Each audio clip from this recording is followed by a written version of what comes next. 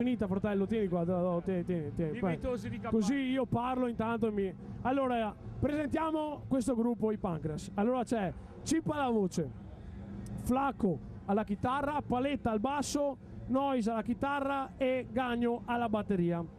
Questo è un gruppo, fratelli, che suona dal 1989, avete capito? No, i primi che passano qua, che fanno i fighetti. Sti qua si spaccano il culo da una vita e con questo tour festeggiano i loro 20 anni di carriera sui palchi di tutta Italia. Comunque, grazie di tutto, grazie, bella intervista. È stato un piacere. Grazie, alla prossima. No, ciao. Vabbè. Allora, la prima domanda è questa: quando non siete sul palco, come amate divertirvi solitamente? Ti lascio anche il mio microfono. Ma io bevo abbondantemente. Paolo? Guarda, ti dico la verità o mi invento qualcosa? Ho avuto una figlia 1 anno e mezzo fa, perché quando non sono sul palco amo giocare con mia figlia.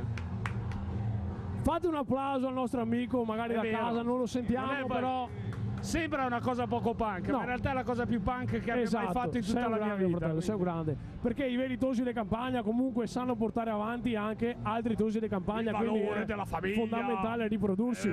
Poi non c'è, abbiamo duro. Esatto, esattamente. No, facciamo un po' il leghista. Sì. Comunque, questa era la domanda politica che aspettavi, perché è risaputo che voi siete una band politicamente attiva e che ha comunque partecipato a molte anche cause sociali importanti e avete appunto aiutato anche molte diciamo realtà in tutta Italia. Però la nostra domanda è questa: tra una discussione politica e una bella camporella con una porcellissima ragazza, cosa preferite? Che domande, dai! La discussione politica. Direi tu non puoi dire quella stessa cosa, perché no, io direi una discussione politica con una bella tosa e dopo si vai. Così prima la conquisti e dopo facciamo un po' tutto qua. E dopo fai tutto il resto. Così bisogna divertirsi, ma anche occuparsi di quello che ci circonda. Hai ragione. Comunque questo mi faceva pensare anche al fatto che io sarei interessato a sapere chi è il più desiderato tra le vostre dolcissime fans. Penso il Paletta. Non ho sentito la domanda. Chi è il più desiderato tra le vostre fan? Ma va a periodi, diciamo. Va a periodi? Va a periodi, a seconda di come invecchiamo. C'è chi invecchia meglio, okay, chi ha la fase migliore, chi ha la fase peggiore. Comunque va a periodi. Diciamo che soprattutto quelli che hanno avuto i figli ufficialmente non hanno nessuna richiesta. Quelli che ancora non hanno figli, diciamo, si difendono. Ciò perché i fan si informano e insomma. No, più che altro è una risposta, come dire, diplomatica. Ok, bene così.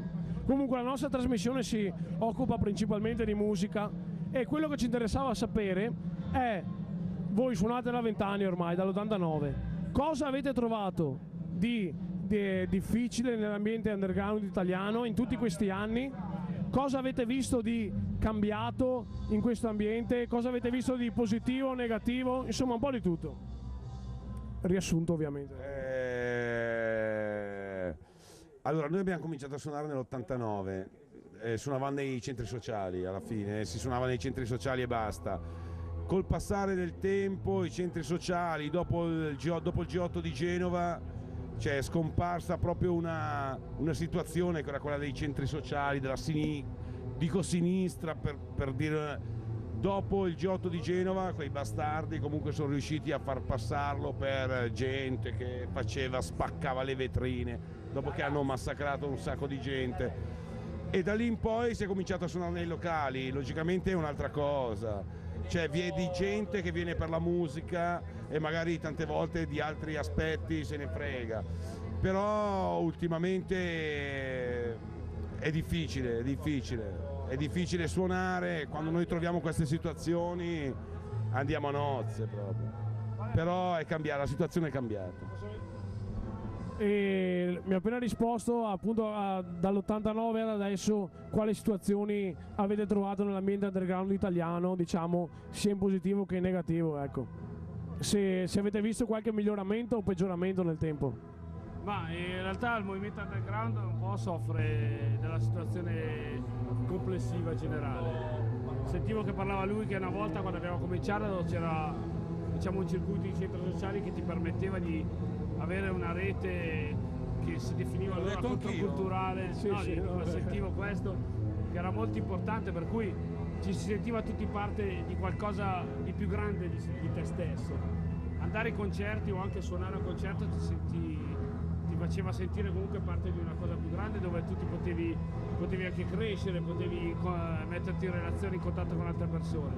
Oggi come oggi devo dire che c'è un po' di dispersione, forse anche le nuove tecnologie che sono assolutamente fondamentali perché fanno circolare informazioni e notizie che prima magari era più difficile far circolare, ma ho come l'impressione che le cose tipo internet abbiano avvicinato le persone molto lontane tra di loro, ma abbiamo avuto anche l'effetto di allontanare le persone che erano vicine, per cui non c'è più quel senso di appartenenza a una cosa più grande, a una cosa che comunque abbia un significato.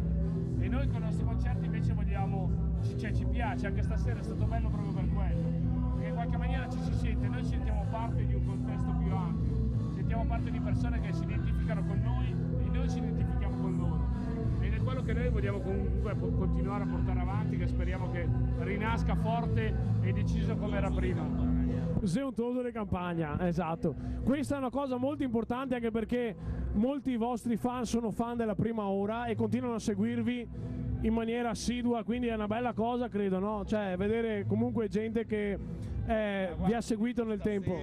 Abbiamo fatto anche gli ultimi dischi bellissimi, non rinnego un c***o, però stasera al Paranoia Domestica Tour i primi 3 pezzi è 20 anni che facciamo sta cosa, avevo la pelle d'oca. È una figata questa, è una figata. Avevo la pelle d'oca. Questo fa di voi dei tosi di campagna. Tosi di campagna, fiero di essere un toso di campagna. È grande, grande, grande. Comunque, tra le altre cose, io 2 anni fa a un festival qui locale estivo dove avete suonato, sono venuto da te, sicuramente magari non ti ricordi perché chissà quanta gente viene. Male, no? T'ho trattato male? No, adesso racconto l'episodio. Sono venuto da te e ti ho detto: guarda Cippa che col mio primo gruppo suonavamo dei pezzi anche dei Pancreas e tu mi hai fatto un sorriso e mi hai regalato il vostro album live. Eh sì, o eri troppo ubriaco? Ubriaco. Ok, esatto. Quindi quando ti devo, scusa, no? Perché dopo facciamo i conti. No, comunque mi hai regalato quell'album, per me è stato un bellissimo gesto e tra me e me ho pensato: voi che nella scena appunto italiana avete seminato tanto nella musica e magari anche in qualcos'altro, esatto. Seminiamo, siamo tosi di campagna. Vi piace seminare, insomma. Il toso di campagna è uno che frequenta la coltivazione. La seminatura al toso di campagna è importante, cioè di qualsiasi pianti, aspetti che spunti. Noi siamo preparati a seminare qualsiasi tipo di cosa. Di fecondatori. Fecondatore ancora prima di seminare. Comunque seminare è diverso. Ah, ok, beh, tu a questo punto ne sai qualcosa dato che hai seminato per bene. Comunque, alla fine ho pensato, voi che avete dato tanto, cosa vi aspettate dalle nuove generazioni di musicisti, di punkers che stanno venendo su? E cioè, cosa vi piacerebbe vedere, diciamo, dalle nuove generazioni?